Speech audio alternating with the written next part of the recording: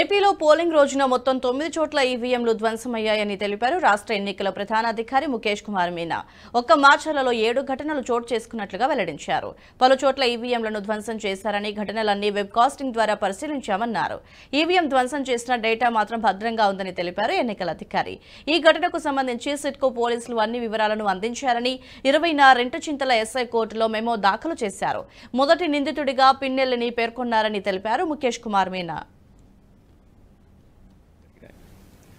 దాంట్లో ఒక ఇన్సిడెంట్లో polling station number 202లో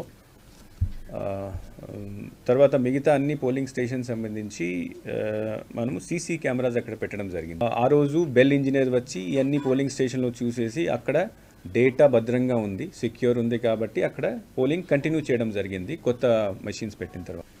second issue, అక్కడ ఎవరు వచ్చి గొడవ చేశారో వాళ్ళ మీద యాక్షన్ కోసం నెక్స్ట్ డే ఇట్ సెల్ఫ్ ఎంత మన దగ్గర ఉన్న వెబ్ కాస్టింగ్ని ఇన్వెస్టిగేషన్ కోసం పోలీస్కి హ్యాండ్ ఓవర్ చేయడం జరిగింది.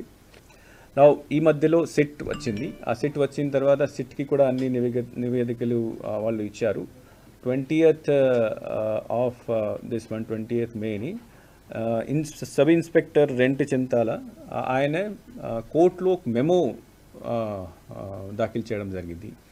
ఆ మెమోలో he has mention that Mr. P. Ramakrishna Reddy, he has been mentioned as accused number 1.